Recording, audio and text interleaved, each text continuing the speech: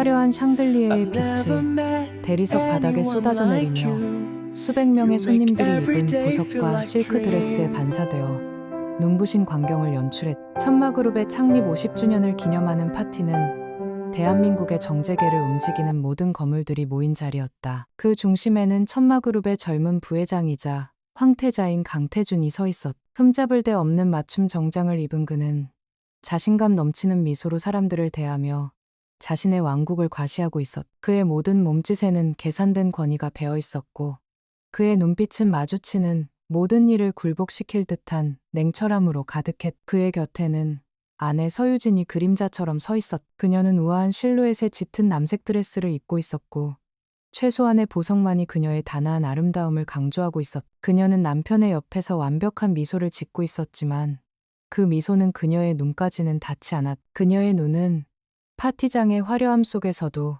모든 것을 꿰뚫어 보는 듯한 깊은 통찰력으로 조용히 빛나고 있었. 사람들은 그녀를 강태준의 아름다운 아내, 완벽한 트로피 와이프로만 여겼지만 그 침묵 뒤에 숨겨진 날카로운 지성을 아는 이는 아무도 없었. 강태준은 유력한 정치인과 악수를 나누며 호탕하게 웃었. 그의 웃음소리는 파티장의 소음 속에서도 유독 크게 울렸지만 유진은 그 웃음이 얼마나 공허한지를 알고 있었. 그녀는 그의 모든 표정과 행동이 철저히 계산된 연기라는 것을 알고 있었다. 결혼 생활 10년 동안 그녀는 그의 가장 가까운 관객이었. 그는 집에서 단 한 번도 저런 식으로 웃은 적이 없었다. 집에서의 그는 차갑고 무자비하며 오직 자신의 야망만을 위해 움직이는 남자였. 그녀와 아들은 그 야망의 길에 놓인 장식품에 불과했. 파티가 절정에 달했을 때 강태준은 잠시 유진에게 다가와 낮은 목소리로 속삭였다. 한 장관님 사모님께 가서 인사드려. 다음 분기 프로젝트의 중요한 분이니까. 그의 목소리에는 어떤 따뜻함도 없었다. 마치 부하 직원에게 명령을 내리는 듯한 차가운 어조였다. 유진은 잠시 그를 쳐다보았다. 그의 눈에는 오직 자신의 성공에 대한 탐욕만이 번뜩이고 있었다. 그녀는 작게 고개를 끄덕이고는 아무 일 없었다는 듯 우아하게 발걸음을 옮겼. 그녀의 순종적인 태도에 태주는 만족스러운 듯 뒷꼬리를 올리고 다시 자신의 사교 무대로 돌아갔. 유진은 한 장관의 아내에게 다가가 능숙하게 대화를 이끌었다. 그녀는 상대방이 좋아하는 미술과 음악에 대해 이야기하며 자연스럽게 분위기를 풀었다. 그녀의 지적인 대화와 겸손한 태도에 장관의 아내는 금세 호감을 보였다. 이것이 바로 유진의 역할이었다. 남편의 성공을 위해 보이지 않는 곳에서 길을 닦는 것. 그녀는 자신의 모든 지성과 능력을 오직 이 역할을 수행하는 데에만 사용하도록 강요받았. 과거에 자신 국가정보원의 최연소 전략 분석팀장이었던 아르테미스는 이 화려한 감옥 속에서 깊이 잠들어 있었. 파티가 끝나고 집으로 돌아오는 차 안은 숨막히는 침묵으로 가득했다. 방음 처리가 된 최고급 세단의 안락함은 두 사람 사이의 냉기를 조금도 녹이지 못했. 창밖으로는 차가운 겨울비가 내리기 시작했다. 태주는 창밖을 보며 무언가 깊은 생각에 잠겨 있었고 유진은 그의 옆모습을 조용히 응시했. 저 남자는 무슨 생각을 하고 있을까? 분명 다음 사업 다음 정복에 대한 계획일 것이다. 그 계획 속에 자신과 아들 민준이 있을 자리는 없다는 것을 그녀는 오래전부터 예감하고 있었. 마침내 그들의 펜트하우스에 도착했다. 한강이 내려다 보이는 최고층의 호화로운 공간은 집이라기보다는 거대한 유리 상자처럼 느껴졌. 태주는 현관에 들어서자마자 넥타이를 거칠게 풀어던지며 유진을 돌아보았. 그의 눈빛은 파티장에서의 자신감 넘치는 모습과는 전혀 다른 얼음장 같은 냉혹함으로 가득 차 있었. 그는 잠시의 망설임도 없이 서재에서 서류 봉투 하나를 꺼내와 거실 테이블 위로 던졌다. 서명해. 그의 목소리는 비에 젖은 아스팔트처럼 차갑고 단호했. 유진은 테이블 위에 놓인 하얀 봉투를 말없이 내려다보았다. 그녀는 묻지 않아도 그 안에 무엇이 들어있는지 알 수 있었. 심장이 차갑게 가라앉는 느낌이었지만 그녀의 표정에는 어떤 동요도 드러나지 않았다. 그녀는 천천히 봉투를 열어 안에 서류를 꺼냈다. 이혼 합의서. 예상했던 단어가 선명하게 눈에 들어왔다. 위자료 액수는 터무니없이 적었다. 강태준이 가진 재산의 1,000분의 1도 되지 않는 금액이었. 그것은 보상이라기보다는 모욕에 가까웠. 이게 무슨 뜻이죠? 유진은 지극히 평온한 목소리로 물었다. 그녀의 침착함이 오히려 태준의 신경을 거슬렀다. 그는 그녀가 울고불고 매달릴 것이라 예상했. 그래야 자신의 결정이 더 정당화될 수 있을 터였다. 말 그대로야. 우린 끝났어. 당신은 더 이상 내게 필요 없어. 그는 소파에 깊숙이 몸을 묻으며 와인잔을 들었다.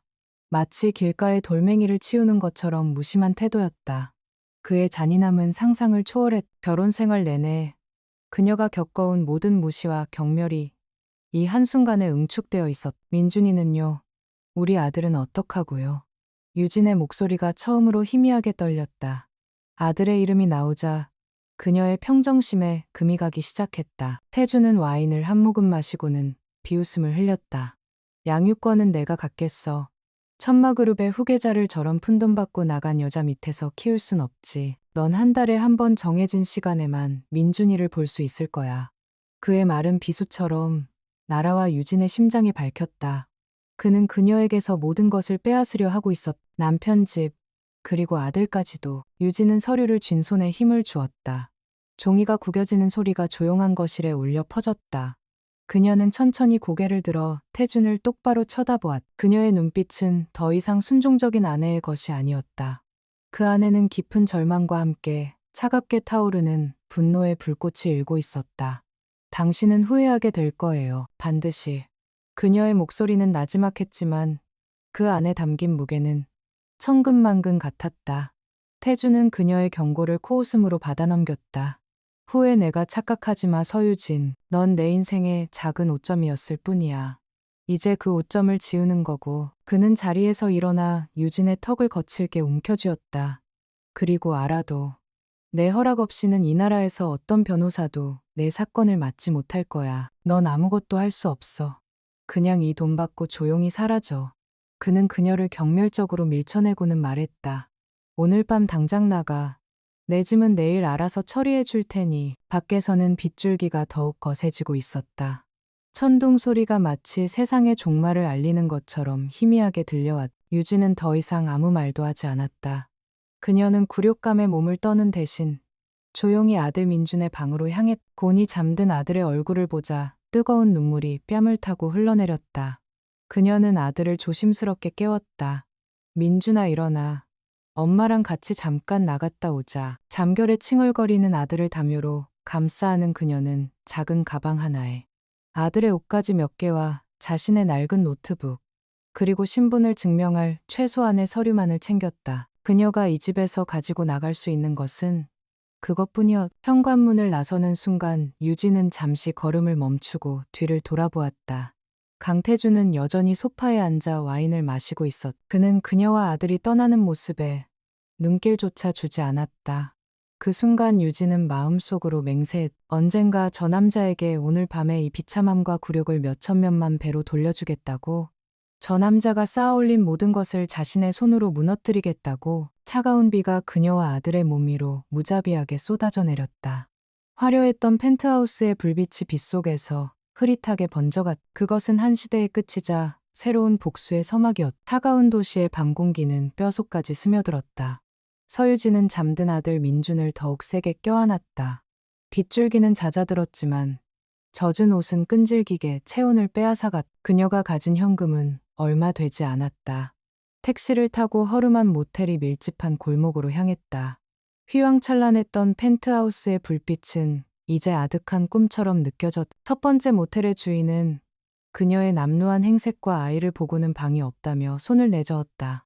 두 번째 모텔에서는 신용카드를 내밀었지만 이미 강태준이 정지시킨 후였. 사용 불가라는 단어가 단말기에 뜨는 순간 유진은 세상으로부터 완벽하게 고립되었음을 실감했. 그녀는 한때 대한민국 상위 1%의 삶을 살았다. 돈 걱정은커녕 원하는 것은 무엇이든 가질 수 있었. 그러나 이제 그녀는 하룻밤 잠자리를 걱정해야 하는 신세가 되었다. 강태준의 잔인함은 그녀의 모든 퇴로를 계산하고 차단해버렸. 그는 그녀가 경제적으로 자립할 수 있는 모든 가능성을 사전에 제거해버린 것이다. 이것은 단순한 이혼 통보가 아니었다. 사회적인 생매장이었. 유진은 절망감에 잠시 숨을 쉬기조차 힘들었지만 품에 안긴 아들의 미약한 온기가 그녀를 다시 일으켜 세웠다. 무너질 수 없었다. 이 아이를 위해서라도. 결국 그녀가 찾아간 곳은 24시간 운영되는 찜질방이었다.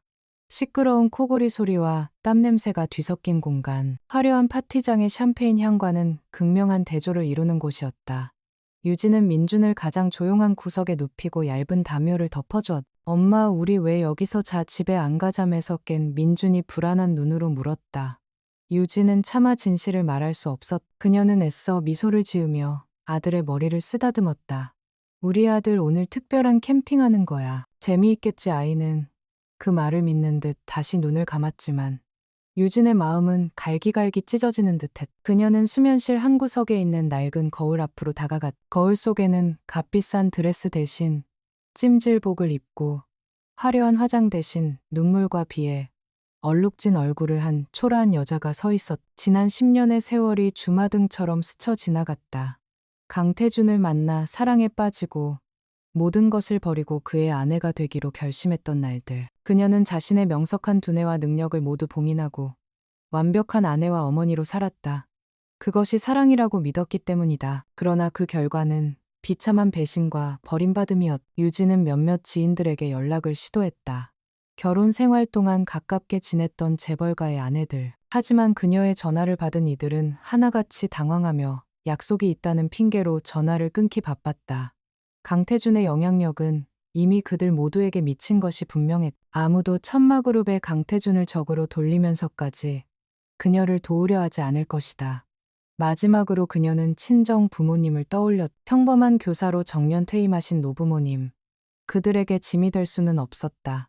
강태준은 그들에게까지 해를 끼칠 수 있는 남자였다. 철저한 고립감 속에서 유진은 비로소 깨달았다. 이 세상에 자신을 도와줄 사람은 아무도 없다는 것을. 깊은 새벽 모두가 잠든 시간. 유진은 잠든 아들의 옆에 조용히 누워 천장을 바라보았다. 절망의 끝에서 오히려 정신은 얼음처럼 차갑게 깨어났. 눈물은 더 이상 흐르지 않았다. 대신 지난 10년간 잠들어 있던 그녀의 또 다른 자아가 서서히 고개를 들기 시작했. 슬픔과 분노가 가라앉은 자리에 날카로운 분석이 시작되었다. 강태준의 행동 패턴, 그의 약점, 그의 탐욕. 그녀는 더 이상 버림받은 아내가 아니었. 그녀는 적을 분석하는 전략 분석가로 돌아가고 있었다. 그는 완벽하다고 생각했겠지만 모든 완벽함에는 반드시 균열이 존재하기 마련이다. 유진은 조용히 일어나 낡은 노트북을 꺼내들었다. 결혼 전부터 사용하던 어떤 최신 기계와도 비교할 수 없는 낡은 물건. 하지만 이 노트북은 단순한 기계가 아니었. 국정원 시절 그녀가 사용하던 보안 채널로 접속할 수 있는 유일한 열쇠였다. 그녀는 노트북을 켜고 복잡한 암호화 프로그램을 실행했. 손가락이 키보드 위를 빠르게 움직였다. 그녀의 눈빛은 더 이상 슬픔에 젖어 있지 않았다. 목표를 포착한 사냥꾼의 눈빛으로 변해 있었다. 과거의 서유진은 죽었다. 이제 그녀는 아르테미스였. 그녀는 자신의 모든 것을 빼앗아간 남자를 무너뜨리기 위한 전쟁을 시작하기로 결심했다. 법은 강태준의 편이 되어주지 않을 것이다. 그렇다면 법이 아닌 다른 방법으로 심판해야 한다. 그녀는 그의 재산을 원하지 않았다. 그녀가 원하는 것은 완전한 파멸이었. 그가 가장 소중하게 생각하는 것, 그가 이룩했다고 믿는 모든 것을 잿더미로 만들어버리는 것. 그것이 그녀가 내릴 정의의 심판이었. 그녀는 자신의 기억 속에 저장된 강태준과 천마그룹의 모든 정보를 체계적으로 정리하기 시작했다. 사소한 대화, 스쳐 지나간 서류, 비밀스러운 통화 내용까지. 그녀의 비상한 기억력은 지난 10년의 모든 것을 완벽하게 복원해냈다. 데이터베이스 구축을 마친 그녀는 마지막으로 암호화된 메시지 프로그램을 열었다. 수신인은 단 한 명. 국정원 시절 그녀의 유일한 파트너이자 최고의 해커였던 최민혁. 그는 몇 년 전 국정원을 나와 개인 보안 업체를 운영하고 있었다. 유진은 짧은 메시지를 입력했다. 사냥의 여신이 달을 찾는다. 그것은 두 사람만이 아는 암호였다. 이 메시지를 받는 순간 최민혁은 서유진이 아니 아르테미스가 돌아왔음을 알게 될 것이다. 그리고 도움이 필요하다는 사실도. 메시지를 전송하고 노트북을 닫는 순간 유진은 창밖으로 동이 터오는 것을 보았다. 찜질방의 탁한 공기를 뚫고 새벽의 첫 햇살이 희미하게 들어오고 있었다. 그것은 마치 잿더미 속에서 다시 태어나는 불사조의 날갯짓처럼 느껴졌다. 그녀는 잠든 아들의 곁으로 돌아가 조용히 누웠. 그녀의 마음은 더 이상 절망의 심연에 있지 않았다. 차가운 분노와 강철 같은 결의로 가득 찬 거대한 전쟁을 앞둔 장수의 마음이었다. 강태준, 당신이 버린 여자가 당신의 제국을 어떻게 무너뜨리는지 똑똑히 지켜보게 될 것이다. 복수의 여신 아르테미스의 사냥이 이제 막 시작되었다. 유진이 보낸 암호 메시지에 대한 응답은 신속했다. 이틀 뒤 그녀는 서울의 낡은 구역에 위치한 허름한 오피스텔에서 최민혁을 만났. 보증금 없이 단기로 임대한 최소한의 가구만 노인 익명의 공간이었다. 이곳이 그녀의 새로운 사령부였다. 최민혁은 약속된 시간에 문을 두드렸. 문이 열리고 유진의 모습을 본 순간 그의 얼굴에는 놀라움과 안타까움이 동시에 스쳐 지나갔다. 그가 기억하던 화려한 재벌가 사모님의 모습은 온데간데 없고 평범한 옷차림의 얼굴에는 굳은 결의가 서린 낯선 여인이 서 있었. 오랜만이네 아르테미스. 최민혁이 먼저 침묵을 깼다. 그의 목소리는 낮고 침착했다. 그는 그녀의 사적인 상황에 대해 묻지 않았. 암호가 의미하는 바를 그는 정확히 이해하고 있었다. 이것은 개인적인 만남이 아니라 작전의 시작을 알리는 신호였다. 들어와 제우스. 유진은 그의 옛 코드네임으로 답하며 문에서 비켜섰다. 두 사람 사이에는 10년이라는 공백이 있었지만 과거 생사를 함께했던 동료로서의 신뢰는 여전했. 그들은 말없이 서로를 마주 보았고 눈빛만으로도 많은 것을 이해했. 오피스텔 안은 삭막했. 한쪽 벽에는 거대한 화이트보드가 걸려 있었고 그 위에는 유진이 지난 이틀간 기억을 더듬어 그려낸 천마그룹의 지배 구조와 인물 관계도가 복잡하게 얽혀 있었. 최민혁은 감탄과 경악이 뒤섞인 표정으로 그것을 훑어보았다. 이걸 전부 기억해낸 건가? 그의 질문에 유진은 담담하게 고개를 끄덕였. 지난 10년간 나는 듣고 보기만 했어. 아무도 나를 경계하지 않았으니까. 나는 투명인간이나 다름없었지. 그녀의 목소리에는 냉소가 어려 있었. 유진은 동정을 구하지 않았다. 대신 노트북을 열어 그에게 하나의 제안을 제시했다. 내 목표는 강태준의 완전한 몰락이야. 그의 돈이나 회사를 원하는 게 아니야. 그가 이룩한 모든 것을 내 손으로 무너뜨릴 거야. 성공 보수는 자네가 원하는 만큼 주지. 단 실패하면 우리 둘 다 이 세상에서 사라지게 될지도 몰라. 그녀의 제안은 무모했지만 그녀의 눈빛은 한치의 흔들림도 없이 진지했다. 그녀는 이미 모든 것을 잃었고 더 이상 두려워할 것이 없는 사람이었다. 최민혁은 잠시 고민에 잠겼다. 천마그룹은 단순한 대기업이 아니었다. 정계와 법조계의 거미줄처럼 로비망을 구축한 거대한 괴물이었다. 그런 상대를 적으로 돌리는 것은 그의 작은 보안회사를 통째로 위험에 빠뜨리는 일이었다. 하지만 그의 눈앞에 있는 여자는 서유진이 아니었다. 국가의 가장 예리한 창이었던 아르테미스였다. 그녀는 단 한 번도 실패한 적이 없는 최고의 전략가였다. 최민혁은 마침내 결심한 듯 입을 열었. 구체적인 계획은 그의 대답에 유진의 입가에 희미한 미소가 번졌. 유진은 화이트보드의 한 지점을 가리켰다. 청룡물류라는 이름의 작은 회사였다. 서류상으로는 천마그룹의 수많은 계열사 중 하나인 평범한 물류회사처럼 보였다. 여기가 시작점이야. 청룡물류는 강태준의 비자금을 세탁하는 핵심 통로야. 내가 기억하는 몇 개의 거래 날짜와 금액, 그리고 관련 인물들의 이름이야. 그녀는 작은 수첩에 빽빽하게 적어 내려간 정보를 그에게 건넸다. 그것은 지난 몇 년간 강태준의 서재에서 우연을 가장에 훔쳐보거나 그의 통화 내용을 통해 얻어낸 정보의 파편들이었다. 최민혁은 수첩을 받아들고 그 치밀함에 혀를 내둘렀다. 정보들은 단편적이었지만 전문가인 그가 보기에는 충분한 실마리였다. 이 정도면 해볼 만하겠어. 그는 자리에서 일어났다. 일주일의 시간을 줘. 이 회사 서버에 있는 모든 것을 긁어오지. 그는 더 이상 질문하지 않았. 아르테미스의 분석력을 믿기 때문이었다. 그는 사무실을 나서기 전 마지막으로 유진에게 물었. 아들은 괜찮은 건가? 그제야 유진의 눈빛이 잠시 인간적으로 흔들렸다. 안전한 곳에 있어. 짧은 대답이었지만 그 안에는 아들을 지키기 위해서라면 악마와도 손을 잡겠다는 그녀의 결의가 담겨 있었. 최민혁은 자신의 보안회사 타키온 시큐리티로 돌아와 즉시 행동에 착수했다. 그는 가장 신뢰하는 소수의 팀원들을 소집했다. 의뢰인의 신원은 철저히 비밀에 붙인 채 천마그룹의 보안망을 뚫는 것이 아니라 그들의 하청업체인 것처럼 위장하여 청룡물류의 내부 시스템에 접근하는 작전을 세웠다. 강태준은 자신의 제국이 철옹성이라 믿고 있겠지만 모든 거대한 성은 가장 작은 문부터 무너지는 법이었. 최민혁과 그의 팀은 며칠 밤낮으로 청룡물류의 네트워크 취약점을 분석하고 침투 경로를 설계했. 작전 개시 사흘째 그들은 첫 번째 장벽에 부딪혔다. 청룡물류의 회계 서버는 독립적인 암호화 시스템으로 보호되고 있었다. 뚫기 힘든 암호였다. 최민혁이 난관을 유진에게 알리자 그녀는 잠시 생각에 잠기더니 뜻밖의 질문을 던졌. 강태준의 대학 시절 학번 혹시 알아낼 수 있어? 전혀 관련 없어 보이는 질문이었지만 최민혁은 즉시 그녀의 의도를 파악하고 데이터를 검색했다. 잠시 후 그는 강태준의 오래된 학번을 찾아냈다. 유진은 확신에 찬 목소리로 말했다.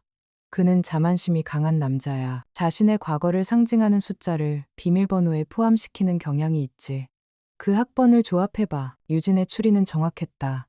최민혁의 팀은 학번과 몇 가지 특수문자를 조합하여 수십만 개의 비밀번호를 생성했고 마침내 암호를 풀어내는 데 성공했다. 서버의 문이 열리는 순간 그들 앞에는 거대한 범죄의 기록이 펼쳐졌다. 수년간에 걸친 분식회계 장부, 유령회사를 통한 자금 세탁 내역, 그리고 정관계 인사들에게 흘러들어간 뇌물의 흔적까지 모든 것이 암호화된 파일 안에 고스란히 담겨 있었다.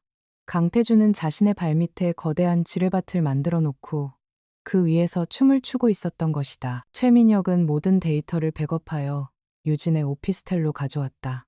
두 사람은 새벽이 올 때까지 거대한 모니터 앞에 앉아 자금의 흐름을 추적했다. 불법 자금은 여러 개의 대포 통장과 해외 조세 피난처를 거치며 깨끗한 돈으로 둔갑하고 있었다. 그 끝에는 강태준의 비밀 금고 역할을 하는 스위스 은행의 차명 계좌가 있었다. 유진은 복잡하게 얽힌 자금 흐름도 속에서 하나의 가느다란 연결고리를 발견했다. 아주 사소해 보이는 다른 거래들에 비해 금액이 작은 한 건의 송금이었다. 하지만 그 돈이 흘러 들어간 곳은 강태준의 라이벌인 태산건설의 한 임원 계좌였다. 찾았어. 유진의 목소리는 차갑고 단호했다. 우리의 첫 번째 수는 이것이 될 거야. 강태준이 자신의 손으로 라이벌을 의심하고 공격하게 만드는 것. 그의 제국의 첫 번째 균열을 내는 거지. 그녀의 눈이 복수의 불꽃으로 번뜩였다. 천마그룹의 이사회 회의실은 성공에 대한 기대로 가득 차 있었다. 거대한 원목 테이블에 둘러앉은 임원들은 상기된 표정으로 부회장 강태준을 바라보고 있었다. 그는 그룹의 미래를 책임질 중요한 인수합병 프로젝트, 미래바이오 인수건에 대해 자신감 넘치는 목소리로 브리핑하고 있었다. 미래바이오 인수는 단순한 사업 확장이 아닙니다. 천마를 다음 세대로 이끌 새로운 성장 동력이 될 것입니다. 그의 말 한마디 한마디에는 거침없는 야망과 오만함이 묻어났다. 그는 이 거래가 이미 자신의 손안에 있다고 확신하고 있었다. 바로 그 시각 도시의 반대편 허름한 오피스텔에서 서유진과 최민혁은 조용히 반격의 서막을 열고 있었다. 최민혁은 몇 겹의 가상사설망, VPN과 익명화 네트워크를 통해 추적이 불가능한 이메일 계정을 생성했다. 그는 유진이 세심하게 골라낸 정보를 두 개의 패킷으로 나누어 담았다. 첫 번째 패킷은 비리와 부패를 집요하게 파헤치기로 유명한 한 탐사보도 전문 기자에게 보내졌다. 그 안에는 천마그룹이 미래바이오의 자산 가치를 의도적으로 부풀려 주가를 조작한 정황 증거가 담겨 있었다. 두 번째 정보 패킷은 더욱 교묘하게 조작되었다. 천마그룹의 오랜 라이벌인 태산건설의 고위 임원에게 마치 내부자 정보 유출인 것처럼 위장하여 보내졌다. 여기에는 태산건설만이 알 수 있는 미묘한 거짓 정보와 표식을 심어두어 만약 정보가 외부로 유출될 경우 그 출처가 태산건설인 것처럼 보이게 만들었다. 이것은 강태준의 의심을 정확한 목표물로 유도하기 위한 유진의 정교한 함정이었다. 그녀는 강태준의 편집증적인 성격과 라이벌에 대한 적개심을 정확히 꿰뚫고 있었다. 폭풍은 예상보다 빠르게 몰아쳤다. 다음 날 아침 유진이 정보를 보낸 기자의 단독 보도가 인터넷을 뒤덮었다. 천마그룹 미래바이오 인수과정서 주가 조작 의혹 기사는 삽시간에 퍼져나갔고 주식시장이 개장하자마자 천마그룹의 주가는 곤두박질치기 시작했다. 금융감독원은 즉시 특별조사에 착수하겠다고 발표했고 세계의 딜이라 불리던 인수합병 프로젝트는 순식간에 좌초될 위기에 처했다. 강태준의 완벽한 계획에 처음으로 붉은 경고등이 켜진 순간이었다. 천마그룹 본사는 벌집을 쑤셔놓은 듯 아수라장이 되었다. 긴급 소집된 회의에서 강태준은 불같이 노했다. 그는 서류를 집어던지며 임원들을 향해 고함을 질렀. 대체 정보 관리를 어떻게 했기에 이따위 일이 벌어지는 거야. 그의 분노 앞에서 누구도 감히 고개를 들지 못했다. 그의 머릿속에는 단 하나의 용의자만이 떠오르고 있었. 태산건설. 때마침 태산건설이 인수가 무산될 경우를 대비해 미래 바이오 측과 물밑 접촉을 시도했다는 보고가 올라왔. 유진이 심어놓은 함정이 완벽하게 작동한 것이다. 강태준은 증거를 찾거나 사실관계를 확인하려 하지 않았다. 그는 자신의 판단을 절대적으로 신뢰하는 인간이었다. 그는 즉시 보복을 지시했다. 언론의 태산건설의 비자금 의혹에 대한 역정보를 흘리고 거래 은행들을 압박하여 태산건설의 대출금을 회수하도록 했. 마치 상처 입은 맹수처럼 그는 눈앞에 보이는 적에게 무차별적으로 발톱을 휘둘렀다. 그의 무모한 공격은 재계 전체를 진흙탕 싸움으로 몰고 갔. 그는 자신이 보이지 않는 손에 의해 조종당하고 있다는 사실을 꿈에도 알지 못했. 강태준이 헛개비와 싸우며 힘을 낭비하는 동안 유진과 최민혁은 더 깊은 곳으로 파고들고 있었다. 청룡물류에서 확보한 비자금 장부는 거대한 빙산의 일각에 불과했. 그들은 혼란을 틈타 천마그룹의 메인 서버에까지 접근할 수 있는 뒷문을 확보했. 최민혁이 며칠 밤낮으로 데이터를 분석한 결과 비자금의 규모는 그들의 상상을 초월하는 수준이었. 수조 원에 달하는 돈이 수십 개의 유령 회사를 거쳐 복잡하게 세탁되고 있었. 그리고 그 돈의 최종 목적지는 충격적이었다. 현직 국회의원들과 정부 고위 관료, 심지어 청와대 비서관의 이름까지 포함된 비밀 장부가 발견된 것이다. 강태준은 단순한 부패 기업인이 아니었다. 그는 자신의 돈으로 대한민국을 움직이는 검은 권력의 핵심이었다. 유진은 등골이 서늘해지는 것을 느꼈다. 이것은 더 이상 개인적인 복수극이 아니었다. 그녀는 자신도 모르는 사이에 나라의 근간을 뒤흔드는 거대한 부패의 심장부를 건드린 것이다. 한도는 기하급수적으로 커지고 있었. 유진은 비밀 장부에 적힌 이름들을 하나씩 훑어보았다. 그러다 한 이름 앞에서 그녀의 시선이 멈췄다. 박만호 의원. 그녀가 국정원에 있을 당시 방산비리 혐의로 내사하던 인물이었다. 하지만 당시 그는 알 수 없는 외압으로 인해 수사망을 빠져나갔고 유진은 무력감을 느껴야만 했. 그런데 그가 강태준의 돈을 받고 있었다. 과거에 실패했던 임무와 현재의 복수가 하나의 선으로 연결되는 순간이었. 그녀의 복수는 이제 사적인 감정을 넘어 과거에 완수하지 못했던 정의를 바로 세우는 일이 되었다. 그녀의 눈빛이 이전보다 더욱 차갑고 단단해졌. 민혁 씨, 이 장부의 암호화된 부분을 모두 해독해줘요.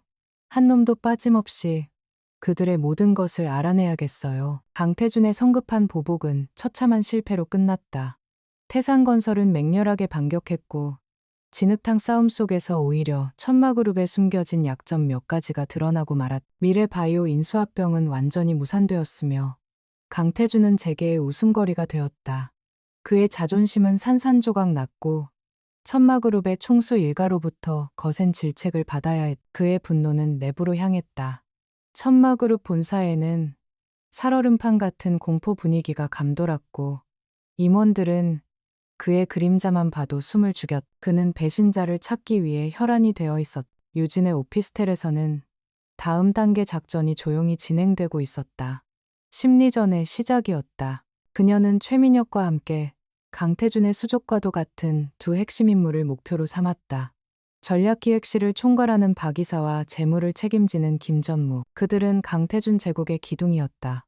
최민혁은 김전무의 개인 이메일로 교묘하게 조작된 허위 증거를 흘렸. 박 이사가 개인적인 투자 이익을 위해 미래바이오 정보를 외부에 유출했고 서투르게 그 흔적을 지우려 한 것처럼 보이는 증거였. 모든 것은 김전무의 의심을 자극하기 위해 정교하게 설계되었. 꼼꼼하고 신중한 성격의 김전무는 이메일을 받고 즉시 행동에 옮기지 않았다.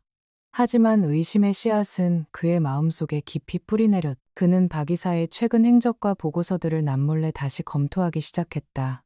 사소한 불일치와 미심쩍은 부분들이 그의 눈에 들어왔다. 그의 태도는 미묘하게 변했. 박 이사와의 대화에서 말을 아꼈고 그를 경계심 어린 눈으로 관찰하기 시작했다. 한때는 그룹 내 최고의 파트너였던 두 사람 사이에 보이지 않는 벽이 생겨나고 있었. 유진은 꼭두각시를 조종하는 인형사처럼 모든 상황을 지켜보고 있었다. 최민혁이 빼돌린 천마그룹의 내부 통신망 데이터를 통해 그녀는 핵심 인물들의 심리와 역학관계를 완벽하게 분석했다. 그들의 야망, 두려움, 서로에 대한 미묘한 경쟁심까지도 그녀의 손바닥 안에 있었다. 그녀는 때로는 특정 정보의 보고를 하루 이틀 지연시키고 때로는 특정 부서에만 다른 내용의 지시가 전달되게끔 만들었다. 이런 작은 균열들이 모여 박 이사와 김 전무는 서로가 서로의 발목을 잡고 있다고 오해하기 시작했다. 강태준은 자신의 가장 신뢰하는 두 부하 사이의 냉랭한 기류를 감지했다. 설상가상으로 야심차게 추진하던 또 다른 신사업 프로젝트가 내부 소통 오류를 이유로 어이없게 무산되었다. 그는 편집증적인 상태에 빠져들었다. 아무도 믿을 수 없었다. 그는 자신의 회사에 도청 장치와 감시 카메라를 추가로 설치했고 임원들의 일거수일투족을 감시하기 시작했다. 그의 의심은 오직 내부의 배신자에게만 향해 있었다. 그는 자신의 제국이 외부에 보이지 않는 그림자에 의해 잠식당하고 있다는 사실을 전혀 눈치채지 못했다. 이 보이지 않는 전쟁은 마침내 중요한 이사회 회의에서 폭발했다.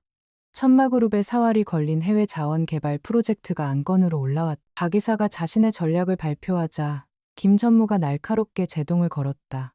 박 이사님의 계획은 지나치게 낙관적입니다. 제가 검토한 현지 재무 데이터에 따르면 초기 투자 비용이 예상보다 30% 이상 증가할 위험이 있습니다. 그가 제시한 데이터는 최민혁이 교묘하게 수정하여 그의 손에 들어간 자료였다. 박 이사는 자신의 정보력을 의심하는 김 전무의 태도에 모욕감을 느꼈고 두 사람은 강태준과 다른 임원들이 보는 앞에서 격렬한 언쟁을 벌였다. 강태준의 철옹성 같던 내부 결속에 거대한 균열이 생기는 순간이었다. 그의 수족들이 서로를 물어뜯고 있었다. 유진은 자신의 오피스텔에서 해킹한 화상회의 화면을 통해 이 모든 광경을 지켜보고 있었다. 그녀의 얼굴에는 어떤 감정도 드러나지 않았지만 입가에는 얼음처럼 차가운 미소가 희미하게 걸려 있었다. 보이지 않는 그림자는 성공적으로 성벽 안으로 침투했다. 강태준의 가장 강력한 무기였던 부하들의 절대적인 충성심이 서서히 무너져 내리고 있었다. 이제 그는 고립된 왕이 되어가고 있었다. 회의가 파행으로 끝난 후 강태준은 자신의 사무실에서 분노를 사기지 못했다. 그는 두 사람 모두를 의심했다. 누가 배신자인가? 아니면 둘 다 배신자인가? 그의 머릿속은 혼돈으로 가득 찼다. 그는 과거의 일들을 되짚어보기 시작했다. 모든 것이 삐걱거리기 시작한 것은 정확히 아내 서유진을 내쫓은 그날 이후부터였다. 하지만 그는 이내 고개를 저었다. 그 여자, 아무런 힘도 없는 그저 장식품에 불과했던 그 여자가 이 모든 일을 꾸몄을 리가 없었다. 그의 오만함은 진실을 볼 수 있는 눈을 스스로 멀게 만들고 있었다. 그는 여전히 자신의 적이 누구인지 전혀 알지 못했다. 강태준은 편집증적인 의심에 사로잡혀 더 이상 정상적인 판단을 내릴 수 없었다. 그는 그룹의 공식적인 감사팀이나 보안팀조차 믿지 못했다. 결국 그는 이 모든 혼란 속에서 그나마 의심이 덜 가는 인물 박 이사를 자신의 집무실로 비밀리에 호출했다. 그는 박 이사에게 정규 보고 라인을 거치지 않는 비밀 임무를 부여했다. 어떤 수단과 방법을 동원해도 좋네. 이 쥐새끼 같은 배신자를 찾아내. 자금은 얼마든지 지원하겠어. 그의 눈은 붉게 충혈되어 있었고 목소리에는 광기 어린 분노가 서려 있었다. 박 이사는 강태준에게 충성스러운 인물이었고 능력 또한 출중했다. 그는 즉시 비공식 조사팀을 꾸렸다. 강태준이 연결해준 합법과 불법의 경계에서 활동하는 문제 해결사들이 팀의 주축을 이루었다. 박 이사는 처음부터 다시 시작하기로 했다. 모든 문제의 발단이었던 미래 바이오 정보 유출 사건. 그는 내부 용의자를 찾는 대신 유출된 데이터 패킷 그 자체를 분석하는 데 집중했다. 그는 국내 최고의 디지털 포렌식 전문가들을 고용하여 최민혁이 남긴 희미한 흔적을 역추적하기 시작했다. 최민혁은 자신의 흔적을 지우기 위해 여러 겹의 보안 장치를 사용했지만 완벽한 범죄는 없는 법이었다. 며칠 밤낮의 분석 끝에 전문가들은 해커가 사용한 코드에서 반복적으로 나타나는 미세한 패턴 일종의 디지털 지문을 발견해냈다. 그것만으로는 범인을 특정할 수 없었지만 박 이사는 포기하지 않았다. 그는 그 디지털 지문을 국내외 알려진 해커들의 데이터베이스와 대조하기 시작했다. 그리고 마침내 실마리를 찾아냈다. 그 패턴은 보안업계에서 실력으로 인정받는 타키온 시큐리티의 초기 보안 프로그램과 유사성을 보였다. 타키온 시큐리티의 대표는 최민혁. 박 이사는 최민혁의 뒷조사를 시작했고 곧 그의 과거 경력에 도달했다. 국가정보원 출신의 엘리트 요원, 거기까지는 그럴 수도 있다고 생각했다. 하지만 그의 동기들을 조사하던 중 박 이사는 얼어붙고 말았다. 최민혁과 국정원 동기 명단에 서유진이라는 이름이 선명하게 적혀 있었던 것이다. 모든 조각이 하나의 그림으로 맞춰지는 순간이었다. 버림받은 아내 전직 국정원 요원, 그리고 그녀의 파트너였던 최고의 해커. 박 이사는 온몸에 소름이 돋는 것을 느꼈다. 그는 떨리는 손으로 강태준에게 조사 결과를 보고했다. 최민혁과 서유진의 관계를 듣는 순간 강태준의 얼굴은 차갑게 굳어졌다. 그가 경멸하고 무시했던, 아무런 힘도 없다고 믿었던 그 여자가 이 모든 일의 배우였다는 사실. 그것은 그의 자존심에 가해진 최악의 모욕이었다. 그의 분노는 이성을 마비시킬 정도로 격렬하게 폭발했다. 감히 그 계집이, 그는 사무실의 집기를 닥치는 대로 부수며 포효했다. 그는 자신이 얕보았던 상대에게 처절하게 농락당했다는 사실을 견딜 수 없었다. 강태준의 복수는 이제 기업 간의 암투 수준을 넘어섰다. 그는 이성을 잃었다. 그는 박 이사에게 소리쳤다. 최민혁, 그놈의 회사는 당장 짓밟아버려. 그의 모든 사업 파트너, 모든 고객 명단을 빼내서 회사를 재기불능 상태로 만들어. 그리고 그는 더욱 잔인한 명령을 내렸다. 그리고 서유진과 내 아들 민준이를 찾아내. 당장. 그는 자신의 아들을 인질로 삼아 서유진을 완전히 굴복시킬 생각이었다. 그의 눈에는 더 이상 아버지로서의 애정 따위는 남아있지 않았다. 오직 뒤틀린 소유욕과 파괴적인 분노만이 가득했다. 바로 그 시각 유진과 최민혁은 다음 작전을 논의하고 있었다. 강태준의 비자금과 정관계 로비의 핵심 증거를 언제 어떻게 터뜨릴 것인지에 대한 최종 조율 단계였다. 바로 그때였다.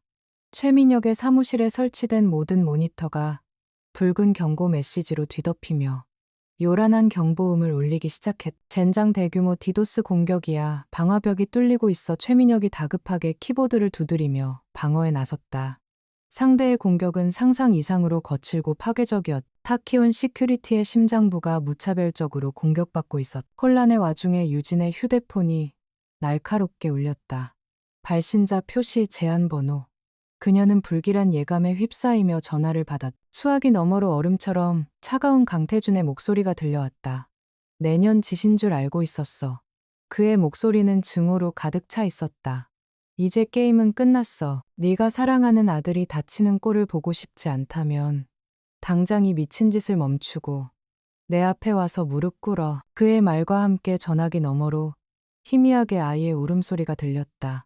비록 민준의 목소리는 아니었지만 유진의 피를 차갑게 식히기에는 충분했다. 이것은 명백한 협박이자 선전포고였다. 체스 게임은 끝났다. 이제부터는 아들의 목숨을 건 처절한 전쟁이었다. 강태준의 협박 전화가 끊긴 후 잠시 동안의 정적이 흘렀다. 최민혁은 파괴된 시스템을 복구하느라 여념이 없었고 유진은 얼음처럼 굳은 표정으로 서 있었다. 그녀의 마음속에서 휘몰아치던 두려움은 순식간에 차가운 분노로 변했다. 국정원 시절 수없이 겪었던 극한 상황 속에서 단련된 그녀의 정신력은 감정을 억누르고 냉철한 이성을 전면에 내세웠다. 민혁 씨. 그녀의 목소리는 놀랍도록 침착했다. 방금 그 통화 녹음됐죠. 그리고 지금 우리를 공격하는 해킹의 출처 역추적 가능해요. 강태준은 절박함의 선을 넘었다. 감정적인 적은 예측하기 쉬운 법이었다. 그녀의 최우선 순위는 아들 민준의 안전이었다. 그녀는 민준을 국정원 시절 목숨을 구해준 인연으로 맺어진 지금은 강원도 산골에서 조용히 살고 있는 선배 요원에게 맡겨둔 상태였다. 그녀는 즉시 공중전화를 이용해 암호화된 메시지를 전달했다. 독수리 둥지를 옮겨라. 폭풍이 온다. 짧은 메시지였지만 선배는 즉시 의미를 알아차릴 것이다.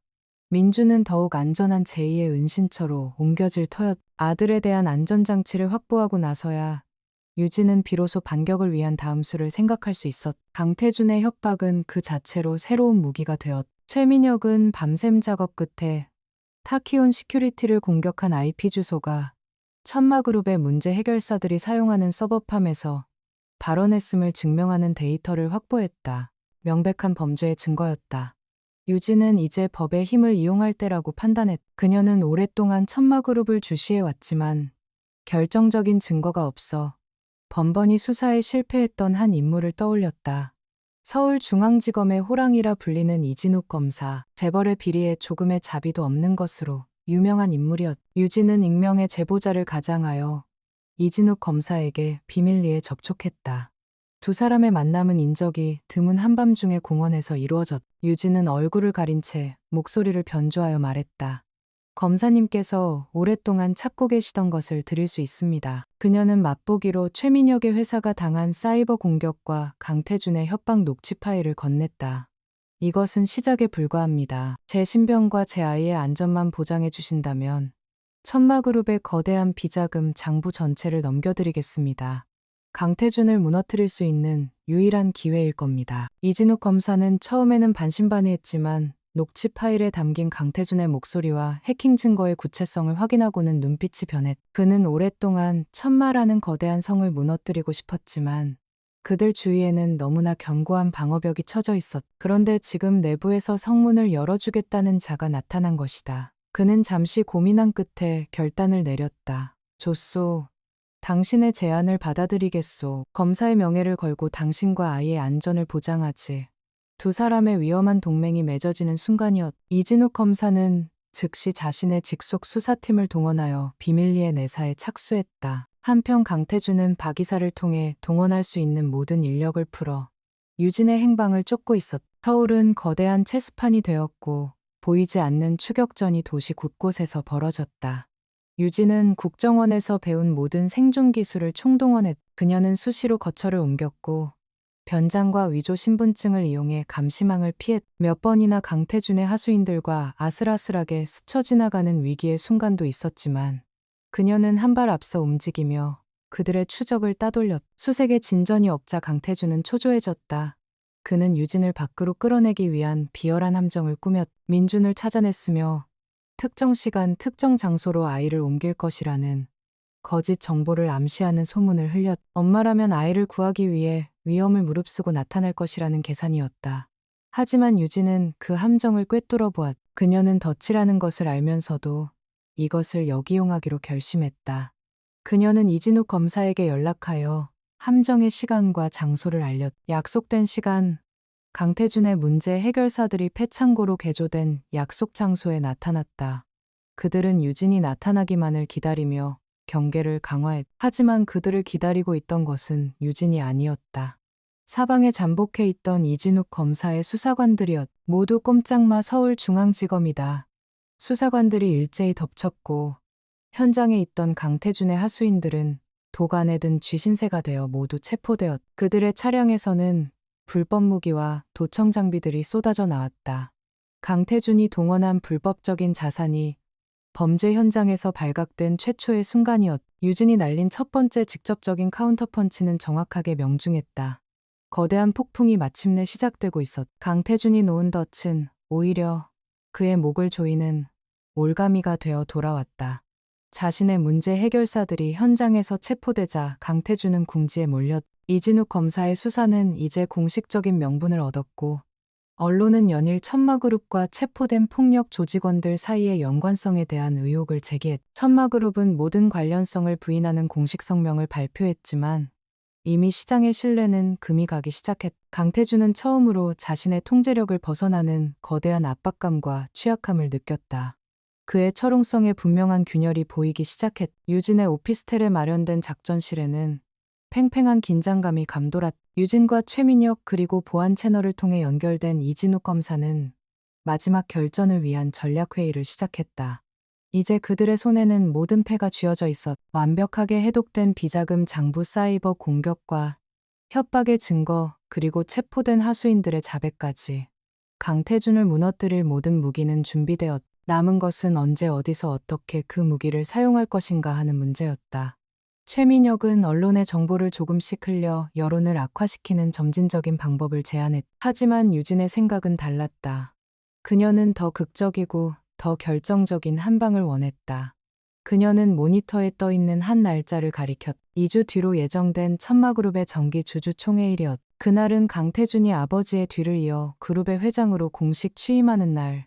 그의 인생에서 가장 빛나는 대관식이 될 예정이었다. 수백 명의 주주와 투자자, 그리고 대한민국 전체의 언론이 그를 주목할 것이다. 유진은 그의 가장 위대한 승리의 순간을 가장 참혹한 몰락의 순간으로 만들기로 결심했. 그녀의 대담한 제안에 최민혁과 이진욱 검사는 잠시 말을 잃었지만 이내 그 계획의 파괴력을 이해했. 그것은 강태준에게 반격의 기회조차 주지 않고 단칼에 그의 숨을 끊어버릴 수 있는 가장 확실한 방법이었다.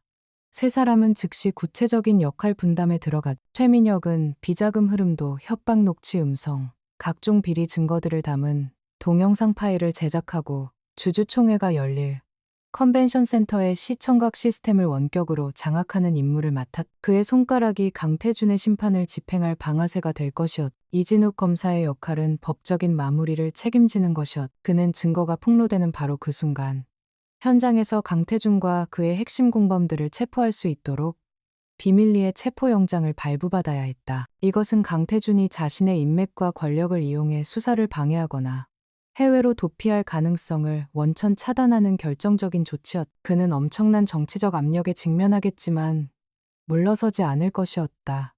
유진은 그에게 모든 것을 걸었. 그리고 마지막으로 서유진 자신의 역할. 그녀는 직접 그 무대에 서기로 결심했. 익명의 제보자 뒤에 숨지 않고 세상 앞에 자신의 모습을 드러내고 강태준과 직접 대면하기로 했. 그것은 단순히 정의를 실현하는 것을 넘어 빼앗겼던 자신의 이름과 인생을 되찾는 상징적인 행위였. 강태준이 자신을 얼마나 끔찍하게 과소평가했는지 그의 눈앞에서 온 세상이 보는 앞에서 증명해 보이고 싶었. 그것은 목숨을 건 위험한 도박이었지만 그녀는 피할 생각이 없었. 강태준 역시 가만히 앉아서 당하고만 있지는 않았. 검찰의 수사망이 좁혀오자 그는 자신이 관리해온 정치권의 인맥들을 총동원하여 이진욱 검사에게 압력을 넣기 시작했. 동시에 그는 남은 모든 자원을 쏟아부어 유진을 찾는 데 혈안이 되었다. 양쪽 모두 결전의 날이 다가오고 있음을 직감하고 있었다. 시간과의 싸움이었. 강태준은 자신을 옥죄어오는 보이지 않는 그물을 느끼며 점점 더 초조하고 위험한 상태가 되어갔. 주주총회를 며칠 앞둔 밤은 폭풍전야처럼 고요하고 긴장감이 넘쳤다.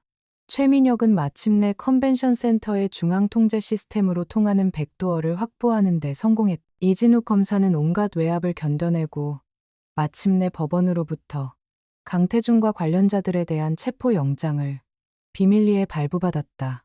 유진은 마지막 대결을 앞두고 마음을 다잡았. 그녀는 오피스텔 창밖으로 보이는 거대한 천마그룹의 본사 건물을 말없이 응시했다.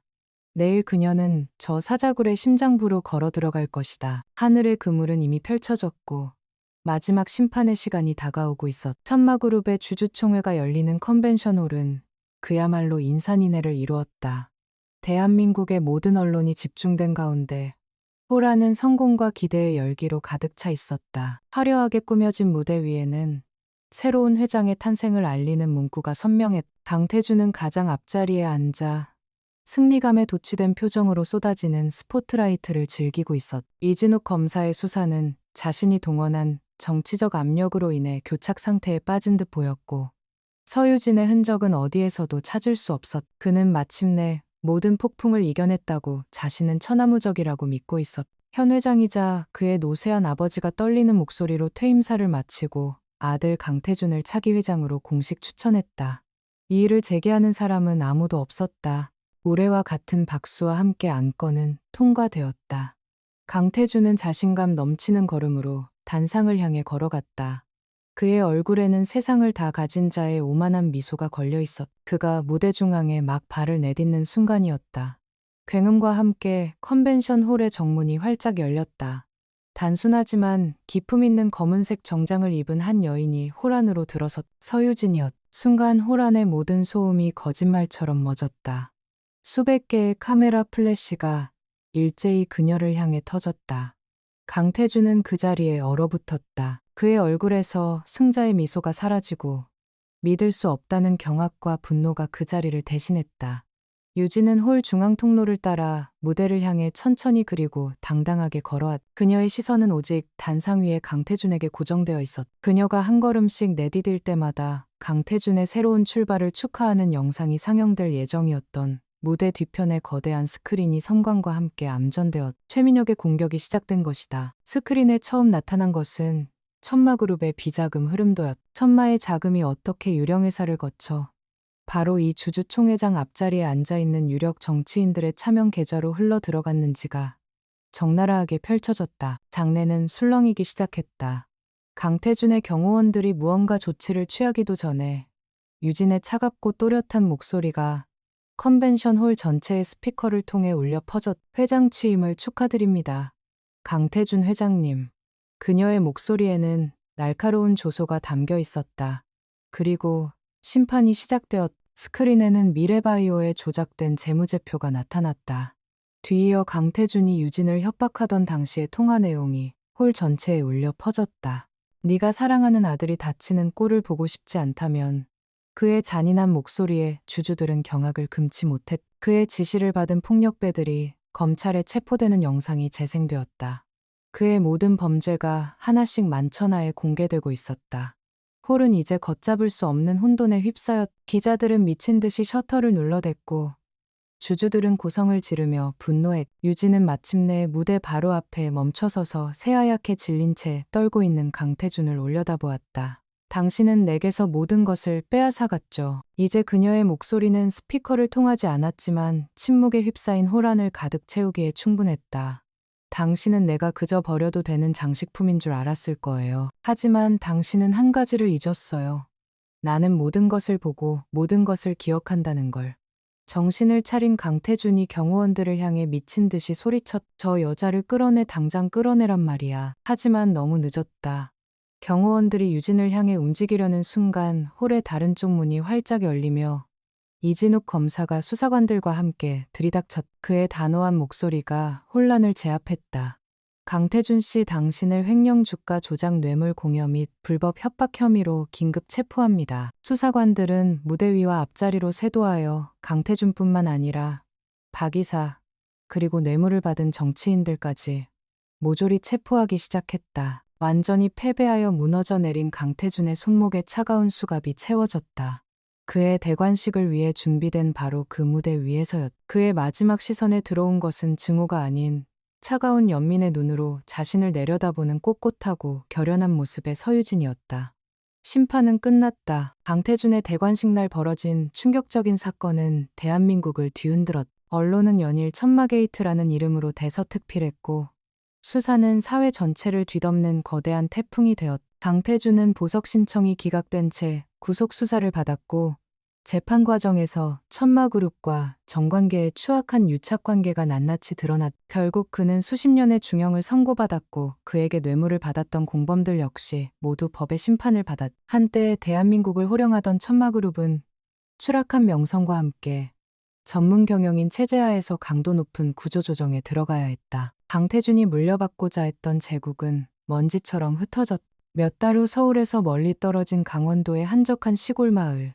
서유진은 아들 민준과 함께 작은 마당이 있는 집에서 평온한 나날을 보내고 있었다. 민준이는 마당에서 강아지와 뛰놀며 해맑게 웃고 있었다.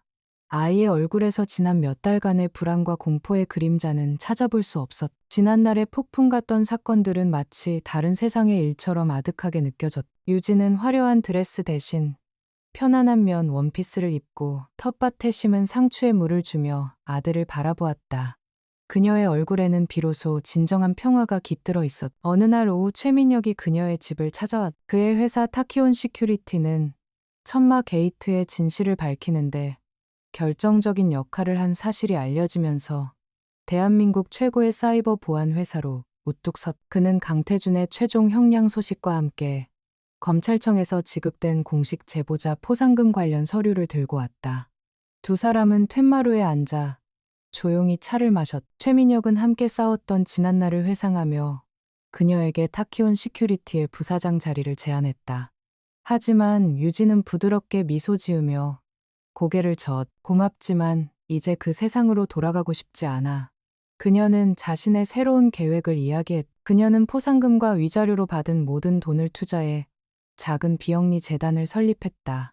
재단의 이름은 아르테미스의 방패. 과거 그녀의 코드네임에서 따온 이름이었다. 그 재단은 그녀처럼 거대한 권력에 의해 부당하게 짓밟렸지만 법의 보호를 받지 못하는 사람들에게 법률적, 기술적, 재정적 지원을 제공하는 것을 목표로 했다. 그녀는 더 이상 복수를 위한 칼이 아니라 약자를 지키는 방패가 되기로 결심한 것이다. 어느 날 유진은 마지막으로 매듭지어야 할 일이 남아있음을 깨닫고 교도소로 향했. 수임복을 입은 강태주는 과거의 오만함은 온데간데 없이 증오와 패배감에 찌든 초라한 모습으로 그녀 앞에 나타났. 그는 그녀를 향해 저주를 퍼부었지만 유진의 마음은 조금도 흔들리지 않았다. 더 이상 사랑도 증오도 남아있지 않았다. 오직 희미한 연민만이 느껴질 뿐이었다. 내가 당신을 이렇게 만든 게 아니야. 유진은 조용히 입을 열었다. 당신의 잔인함과 오만함이 당신이 버린 아내를 지금의 나로 만든 거지. 그녀는 그 말을 끝으로 뒤돌아섰다. 다시는 돌아보지 않았다. 과거와의 완전한 작별이었. 이야기의 마지막 장면. 유진은 아들 민준과 함께 동해의 한 해변에서 떠오르는 아침해를 맞이하고 있었다. 민준이는 하얀 백사장을 따라 웃으며 달려나갔. 유진은 그런 아들의 모습을 바라보며 진심으로 평화로운 미소를 지었다. 그녀는 더 이상 피해자도 재벌의 아내도 복수의 화신 아르테미스도 아니었. 그녀는 그저 서유진 한 아이의 강인한 어머니이자 자기 자신으로 온전히 선 존재였다. 길고 긴 폭풍이 지나가고 마침내 눈부신 새벽이 밝아오고 있었. 그녀의 진짜 인생은 이제부터 시작이었.